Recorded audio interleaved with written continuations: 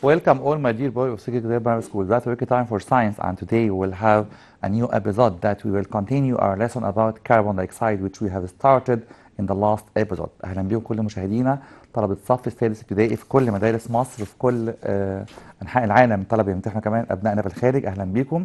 النهارده إن شاء الله هنكمل درس الكربون دايوكسيد، هو الدرس الثاني lesson 2 in unit 3 which deal with the three gases which are oxygen gas, carbon dioxide gas, and also the last gas which we will deal with in the next episode inshallah, nitrogen gas. So now let's complete what we have studied about carbon dioxide gas. You know that carbon dioxide gas is very important gas for a very important process for the plant which is photosynthesis process. Again, carbon dioxide gas مهم جدا للعملية، مهمة جدا للنبات، هي البناء الضوئي. So what about carbon dioxide and what about its properties and what about its preparation and also its use and the importance that we will study today in our lesson inshallah. So now let's start with some information about carbon dioxide gas. You know that again, as I said before, carbon dioxide gas is one of the basis of photosynthesis process. الكربون دايوكسيد gas هو أحد أساسيات عملية مهمة جدا هي البناء الضوئي. So now let me explain what happened during this process. خليني أشرح دلوقتي إيه اللي بيحصل أثناء البناء الضوئي. Imagine that we have some trees in our garden and those trees need what to grow. لو عندي كده بعض الأشجار في حديقة أو في بعض النباتات، النبات ده عايز إيه عشان ينمو؟ Imagine that I have tree like that. This tree, let me draw this please. This tree need sunlight. Let me draw please. Sunlight from the sun and also carbon dioxide gas from the air and also water from the soil. And this tree has a very important substance. في مادة مهمة جدا في الأشجار كلها أو في كل البلانتس هي الكلوروفيل. What's meant by chlorophyll? It's the green matter inside the plant. هي مادة خضراء جوه النباتات that absorb sunlight، تمتص ضوء الشمس. So what happened؟ اللي بيحصل بعد كده during photosynthesis process the plant produce two important things. بينتج حاجتين مهمين جدا جدا جدا. In my point of view، في رأيي الشخصي they are the most important and vital substance in the world. هم أهم حاجتين في الدنيا كلها. هم oxygen gas and also nutrients or the food. Nutrients معناها المواد الغذائية. Imagine that you planted a tree in your garden. واحد زرع شجرة.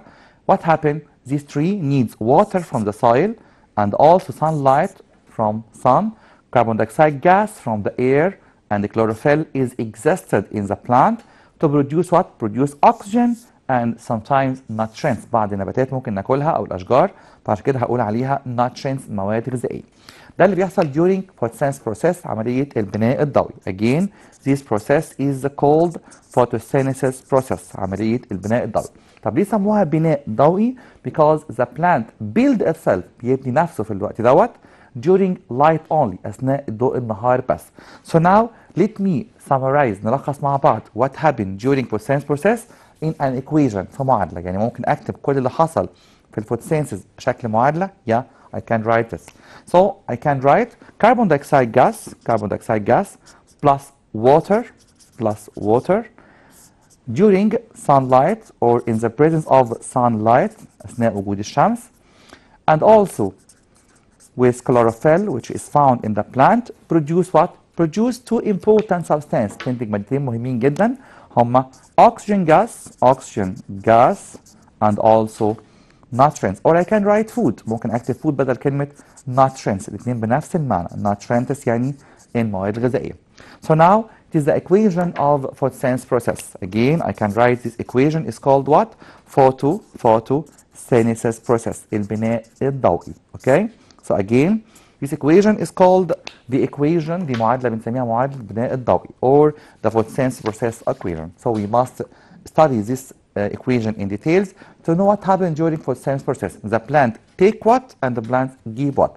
The plant take in carbon dioxide, water, sunlight in the presence of chlorophyll and produce nutrients and oxygen gas for all living organisms. And also we must differentiate. لازم برضو كويس قوي أفرق بين photosynthesis process and respiration التنفس. النبات زيه زي أي كائن حي can make respiration بيتنفس. Why it respire or make respiration? To give to have energy عشان ياخد energy. So what happened or what is the difference between respiration and photosynthesis? During respiration أثناء التنفس النبات زينا بالظبط take oxygen and produce carbon dioxide. لكن during photosynthesis process البلانت عكسنا تماما take carbon dioxide and produces oxygen gas. Again during respiration the plant take in oxygen and give out carbon dioxide. But during photosynthesis process, أثناء photosynthesis process, the plant take in carbon dioxide and give out oxygen gas.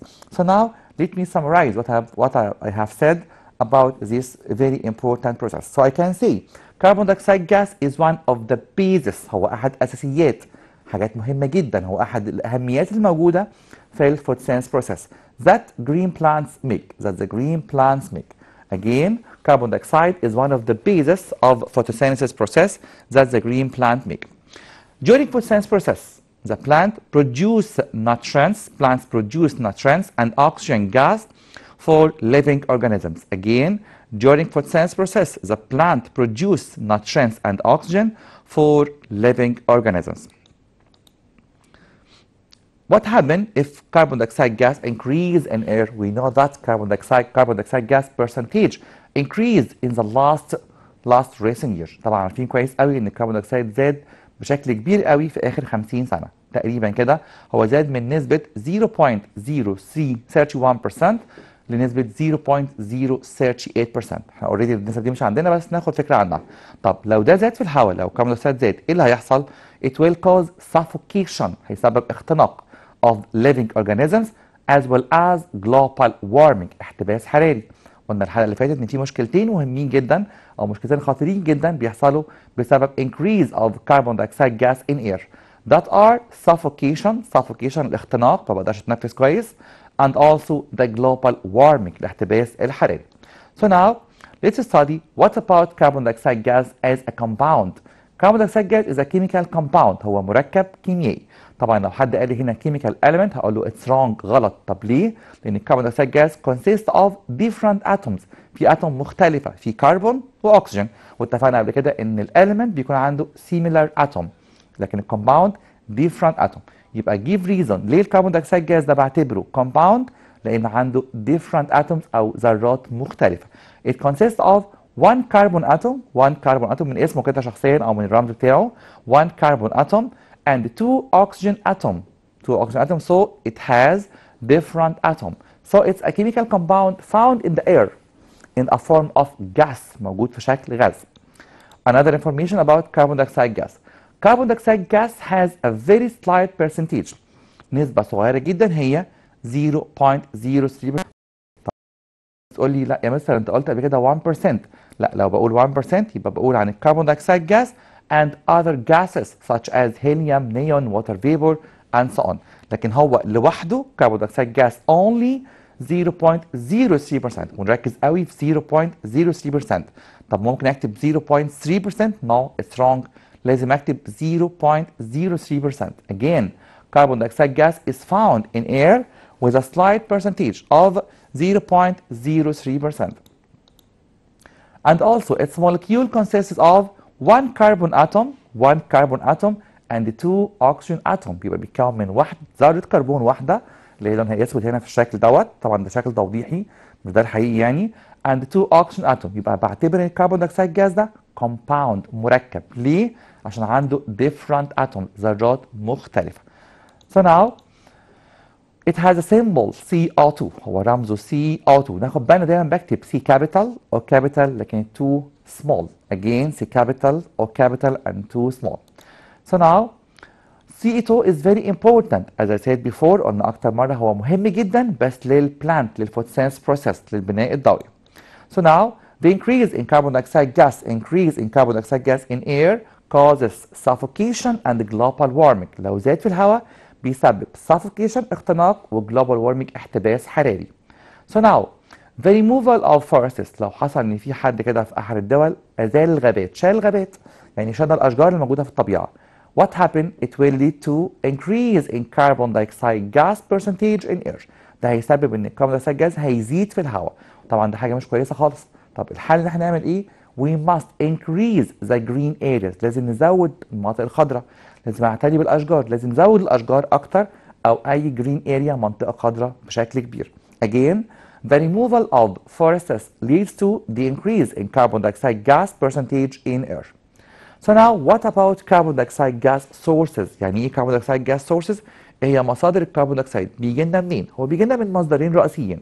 نمبر 1 respiration التنفس، نمبر 2 combustion or burning الاحتراق. احتراق ايه؟ اي حاجه في الدنيا بتتحرق، قاعده كده عامه حطها في دماغك، it will produce carbon dioxide gas. the main idea، فكره رئيسيه مهمه قوي النهارده. anything that can be burned، اي شيء ممكن يحصل له burn يتحرق، it will produce carbon dioxide gas. like what؟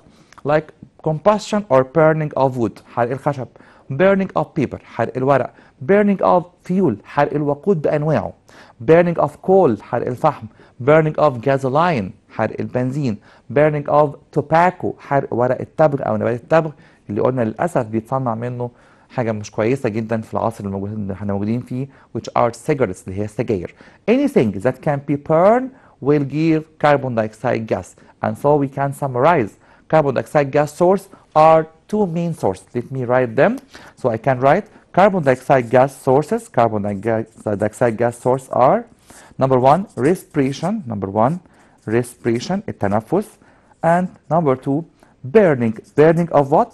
burning of wood حرق الخشب، burning of tobacco نبات التبغ، burning of gasoline حرق البنزين، burning of paper، burning of anything, and so etc. we can say burning of anything will produce carbon dioxide gas. so we can summarize again carbon dioxide gas sources are two main sources, which are respiration التنفس as we know or as we studied in primary 4 زي ما درسنا قبل كده في رابعه ابتدائي، and also the combustion or burning of anything in nature. so now we can say how to prepare carbon dioxide gas. نقدر بعد ده نتكلم ازاي نحضر الكربون دايوكسيد gas. carbon dioxide gas as I said before is very important gas for photosynthesis process. طب ليه استخدامات تانية؟ طبعا ليه استخدامات كتيرة جدا جدا في حياتنا. هنعرف ازاي دلوقتي نحضر الكربون دايوكسيد gas. and but before preparation of carbon dioxide gas I will show you a short video about the effect of carbon dioxide gas on the lime water. But before this video, let me explain what happened during passing of carbon dioxide gas in lime water. أنا عايز أعرف دلوقتي تأثير الكربون دايوكسيد gas على اللime water. Imagine that I have lime water like this, okay? What about lime water? Lime water is a water which formed from dissolution of كالسيوم هيدروكسيد ان ووتر. هي ماده كده بنعملها في المعمل، مش هقول بنصنعها يعني، هي مش موضوع تصنيع قوي يعني، لكن هي ماده مهمه جدا بنكشف بيها عن الكربون دايوكسيد جاز. So what happened if someone using a straw، لو واحد كده استخدم شاليمو and blew air inside it. لما بعمل blowing air يعني بنفخ في الهواء داخل اللايم ووتر، what happened it will get turbid هيتعكر. so what happened during passing of air or carbon dioxide gas in lime water؟ ده اللي هشوفه حالا في الفيديو او هيوضح لي ايه اللي بيحصل لما بمرر كربون دايوكسيد جاز او بيمر كربون دايوكسيد جاز inside lime water. so now we will see the effect of carbon dioxide gas on lime water. but before we prepare this video for you, let me explain what happened during this experiment. When carbon dioxide gas passes through lime water, it will form an insoluble substance. بيكون مادة ما بتدوبش في اللايم ووتر بنسميها كالسيوم كربونات. This calcium carbonate makes what؟ ده اللي بيخلي اللايم ووتر تبقى turbid. So now I have give reason. This give reason says lime water changes تغير أو بتتحول milky or cloudy or turbid كلهم بنفس المعنى during passing of carbon dioxide gas through lime water. Why? Because I can say lime water gets turbid because it forms an insoluble substance. So I can say because carbon dioxide gas forms insoluble substance يعني مادة غير دايبة insoluble substance in lime water which is اسمها which is calcium carbonate. ناخد بالنا كويس قوي من الاسم دوت عشان ده اللي هنحضر بيه بعد شويه كربون دايوكسيد. again calcium carbonate هي ماده ما بتدوبش في الميه عشان كده بتعكر ميه الجير. لايم ووتر معناها ميه الجير. So now let me show you a very important short video about the effect of carbon dioxide gas on lime water. So look here, I have a very important short video about the effect of lime water on, effect of carbon dioxide gas on lime water. Okay, here I have this video. A girl like you from primary 6 in some school. This girl blowing air inside lime water. بتنفخ هواء أو carbon dioxide gas داخل lime water. Okay, what happened on passing lime water on this? On passing carbon dioxide gas. Sorry, I have a mistake again. What happened during passing of carbon dioxide gas inside lime water? We notice بنلاحظ the lime water changes milky or cloudy or turbid. lime water بتعكر. طب بتعكر ليه؟ أكيد بيتكون جواها مادة بتعكرها. إيه هي المادة ديت؟ هي calcium carbonate. Look here, what happened? The lime water gets milky. لونها بيغمق شوية أو بيتحول لون الميلكي أو الكلاودي أو turbid. ليه؟ عشان بيتكون جواها مادة بنسميها calcium carbonate.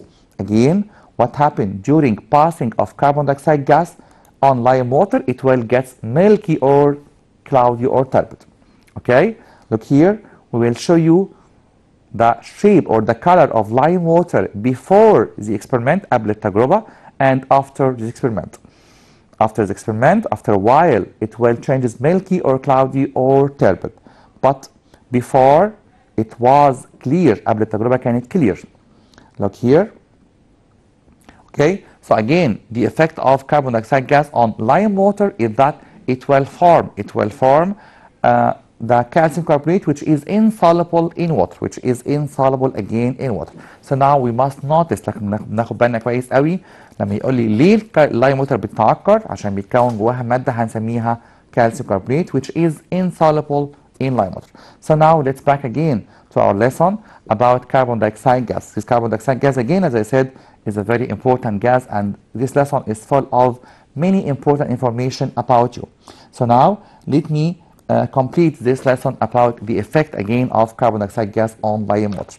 Okay, we say that lime water changes milky or cloudy or turbid. كلهم بنفس المعنى، cloudy أو turbid أو milky، كلهم بنفس meaning, the same meaning, which means هي معناها متعكر. ليه؟ عشان بيمر فيهم كربون دايوكسيد جاس بسبب انه بيكون ماده اسمها calcium carbonate. So now the most important point، اهم نقطه في درس النهارده ان شاء الله، the preparation of carbon dioxide gas. تحضير الكربون دايوكسيد جاز. ازاي نحضره؟ we will have an apparatus. في جهاز مهم قوي هنحضره مع بعض او تركيبه كده معينه، هي flask. نرسم مع بعض please. flask. Okay, this flask is closed by a stopper، مقفوله بستوبر، and from its hole، هي طبعا عندها تو هول زي بالظبط اللي استخدمناها في الاكسجين جاز. هستخدم فانل. From this funnel I will drop any acid، اي حمض. طب حمض زي ايه؟ فور اكزامبل هيدروكلوريك اسيد. طب انا عندي في البيت احماض، شور، عندنا خل مثلا، هيدروكلوريك اسيد. اوكي، and here is some substance. هنا في ماده كده باودر بس لونه ابيض، للاسف ما عنديش قلم ابيض طبعا، بيكون اسمه كالسيوم كاربونيت. طب انا عندي منه في البيت، شور، calcium carbonate هو الموجود في البيكنج باودر. By the reaction between hydrochloric acid and calcium carbonate, if they meet each other or react with each other, I will have carbon dioxide gas. لو اتفاعلوا مع بعض بيطلع carbon dioxide gas, and I can collect this carbon dioxide gas by what؟ فجأة بقى سربرايز، مش بالمية خالص طبعا زي الأكسجين جاز، لأن الكربون دايوكسيد جاز easily dissolves in water، بيدوب بسهولة جدا في المية. طب هجمعه ازاي؟ by a tube which is open، تيوب مفتوحة خالص هيكون فيها air طبعا. What happened? Carbon dioxide gas is heavier than air, so it will fall down، هينزل هو لتحت ويطلع الاير لبره. يعني اقدر اقول كده ان الكربون دايوكسيد جاز بيعمل حاجة هنسميها upward يعني ازاحة علوية، upward displacement of air. So again, carbon dioxide gas is collected by upward displacement of air. Why? Because it's heavier than air، لأنه أتقل من الهواء. طب ينفع نجمعه عن طريق الأكسجين؟ بسمع السؤال ده كتير جدا في درس الكربون دايوكسيد. No, impossible. هل ينفع هنا أستخدم water، flask of water أو basin of water وانفيرتد تيوب زي الاكسجين جاز؟ لا طبعا مستحيل. ليه؟ لان الكربون دايوكسيد جاز easily dissolve in water. لو في ووتر هيدوب جواها كلها ومش هيبقى عندي اي كربون دايوكسيد جاز. So I can collect carbon dioxide gas by upward displacement of air. upward displacement of air بيعمل ازاحه علويه للهواء، يعني كانه كده بيزق الهواء لفوق وينزل هواء تحت. So now how to prepare carbon dioxide gas? It's a very easy experiment and also it's a very interesting experiment at the same time. تجربه سهله جدا وفي نفس الوقت ممتعه جدا جدا. We can do it at the lab، بنعملها في المعمل. We can do it at home but please under supervision of your parent، لكن اكيد طبعا تحت اشراف بابا وماما اللي موجودين في البيت. So now I can prepare carbon dioxide gas by the following figure. Look here, I have a flask that contains calcium carbonate powder and a funnel يعني قمع زي ما اتفقنا قبل كده، هو الموجود فوق دوت funnel. This is a funnel. From this funnel I will drop، يعني هندلق كده او هنصب على الكالسيوم كاربونات hydrochloric acid or any acid، اي حمض موجود في المعمل او موجود عندنا في البيت. What happen? It will produce carbon dioxide gas. carbon dioxide gas will pass in this tube، هيمشي في التيوب ديت. and what happen with air؟ هيعمل ايه مع الهواء اللي هنا؟ هيعمل upward displacement of air، بيعمل ازاحه علويه للهواء. So now we can collect carbon dioxide gas by this way. And now let us study a very important give reason. السؤال ده مهم جدا قلنا اكتر من مره. Carbon dioxide gas is collected by displacing air upward because carbon dioxide gas is heavier than air، لان هو اتقل من الهواء. Again because carbon dioxide gas is heavier than air so we can collect it by upward displacement of air. So now what are the properties of carbon dioxide gas؟ ايه هي خواصه بقى كده الغاز ده جمعناه، عايز اتعرف عليه اكتر واكتر.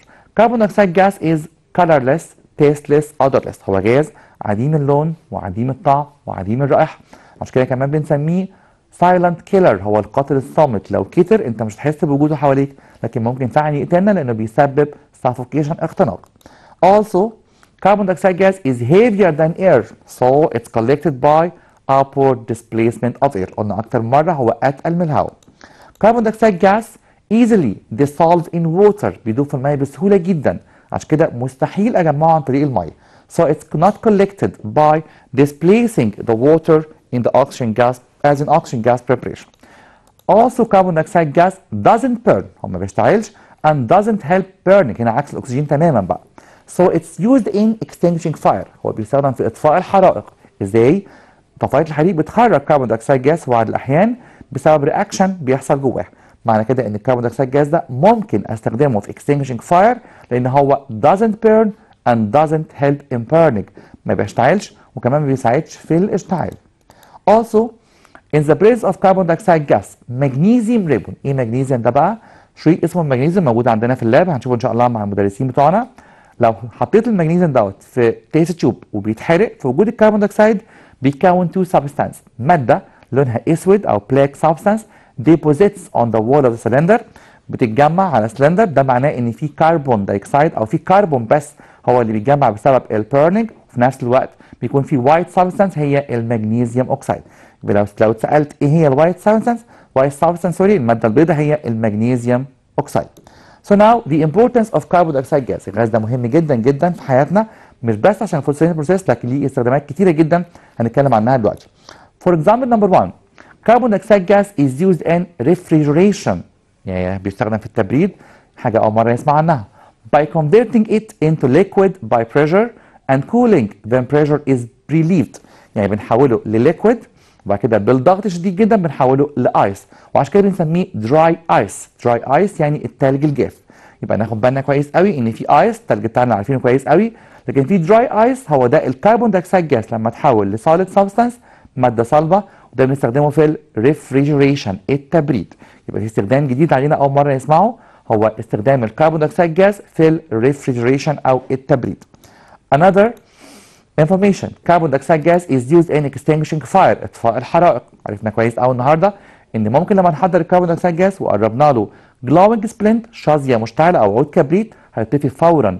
ده معناه ان الكربون دايوكسيد جاس is used in extinguishing fire like what happened during the reaction inside the fire extinguisher، زي بالظبط طفايات الحريق. Also carbon dioxide gas is used in making soft drinks، بيستخدم في صناعة المشروبات الغازية اللي بنصحكم بليز بليز بليز ما نكترش منها أو نحاول نمنعها تماما. soft drinks are very harmful for your health. مضرة جدا بصحتكم. ليه؟ soft drinks contains large amount of sugar، فيها كمية سكر كتير، and contains also large amount of carbon dioxide gas. وعارفين الكربون دايوكسيد جاز هو غاز مهم للنبات أو عمليات حيوية تانية، لكن مش مهم خالص بالنسبة لنا احنا، بالعكس ده مضر جدا بالنسبة لنا. فلما بشرب soft drinks بكميات كبيرة ده ممكن يسبب لي اختناق، أو ممكن يسبب لي كمان إن الأكسجين اللي في جسمي يقل شوية، فده ممكن يسبب، أو عشان كده بنسميه كمان silent killer، القاتل الصامت. فبليز I advise you، بنصحكم please try to reduce the amount of soft drinks you have every day. حاول تقلل soft drinks اللي تشربه كل يوم، او لو تقدر تمنعه تماما بليز يكون افضل بكتير قوي. Also carbon dioxide gas is used in making bread، بيدخل كمان في صناعة الخبز طبعا by adding yeast، بإضافة الخميرة. ايه اللي بيحصل اثناء العمليه ديت؟ ان اليست الخميره بيحصل لها عمليه بنسميها fermentation، تخمر، يعني بتطلع كربون دايوكسيد جاز داخل العجين نفسه او داخل البريد، وده اللي بيخلي العيش سبونجي او تيستي. سبونجي او تيستي يعني عيش اسفنجي زي ما بنسميه كده باللغه العاميه، عيش يعني بينفش كده لفوق، وده بيخلي العيش شكله حلو جدا وطعمه كمان كويس جدا. So again carbon dioxide gas is used in making bread by adding yeast to the dough، للعجين، او during the baking، اثناء الخبيز نفسه، وده بيخلي العيش زي ما قلت tasty، طعمه لذيذ and spongy. Yeast produce carbon dioxide gas during fermentation process, then it expands by heating that make the bread porous and tasty. So now the last information in our lesson today، آخر معلومة النهاردة، carbon dioxide gas is used in photosynthesis process by the green plant. معلومة قديمة جدا قلناها أكتر مرة النهاردة والأسبوع اللي فات. Okay, so now by this point we have finished all things about carbon dioxide gas. We have studied many information about carbon dioxide gas. We have studied also how to prepare carbon dioxide gas, and also the importance of carbon dioxide gas, and also the properties of carbon dioxide gas. So now I'm afraid we have reached the end of this episode, but I promise you to meet again next Thursday at the same time to have nitrogen gas, the last gas in our unit, and also general review، مراجعة مهمة جدا on all the gases which we have studied. So now thank you and goodbye.